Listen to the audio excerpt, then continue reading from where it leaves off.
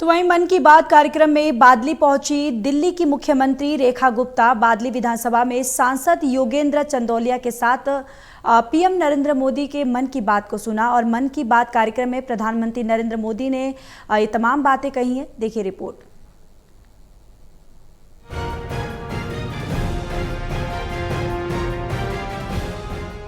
प्रधानमंत्री की मन की बात कार्यक्रम के लिए पूरे भारत और देश की राजधानी में अलग अलग कार्यक्रमों का आयोजन किया गया। इसी कड़ी में बादली विधानसभा में भी आयोजित एक कार्यक्रम में लोगों के साथ बैठकर मन की बात सुनने के लिए मुख्यमंत्री रेखा गुप्ता पहुंची। इस दौरान सांसद योगेंद्र चंदौलिया, विधायक दीपक चौधरी सहित बीजेपी के कई नेता मौजूद रहे। कार्यक्रम के दौरान प्रधानमंत्री का पर्यावरण प्रेम भी दिखाई दिया। भारत के पक्षी, जानवर और वातावरण के बारे में भी बोलने के साथ लोकगीत, गांव और भजन कीर्तन के माध्यम से जन जन तक भारत के इतिहास और भारत के पुराणों को पहचानने पर प्रकाश डाला।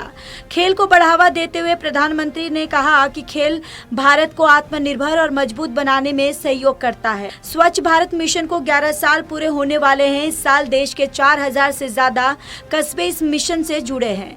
भारत में हर शहर में कस्बे अलग अलग तरीके से स्वच्छ भारत मिशन में काम कर रहे हैं। प्रधानमंत्री ने हरियाली तीज और आने वाले पर्व की सभी को बधाई दी। इस मौके पर बीजेपी सांसद योगेंद्र चंदौलिया ने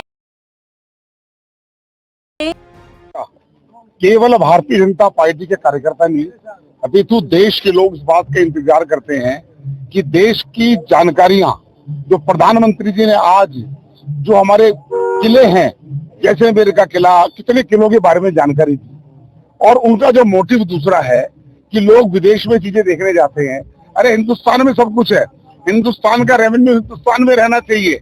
और मैं ये मानता हूँ कि आज के उनके इस मन की बात के कार्यक्रम के बाद हजारों लोगों के मन में आ गया होगा कि जो आज प्रधानमंत्री जी ने कहा है उसको हम फॉलो करें।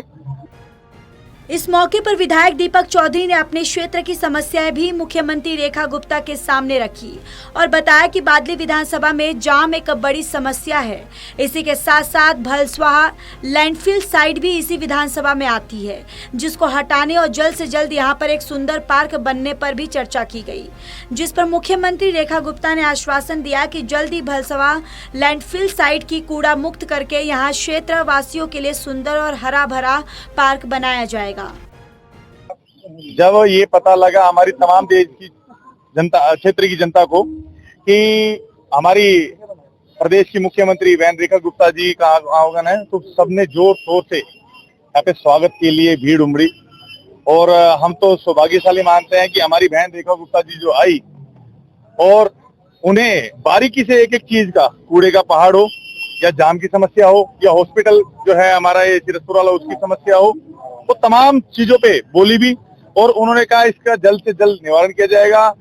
सड़कें देखो तमाम तरीके से, जैसे दिल्ली सरकार जो हम मिंटो ब्रिज की अगर बात करते हैं, हम जब से पैदा हुए हैं शायद हमने कभी ऐसा नहीं देखा कि बारिश में मिंटो ब्रिज ना भरा मिले।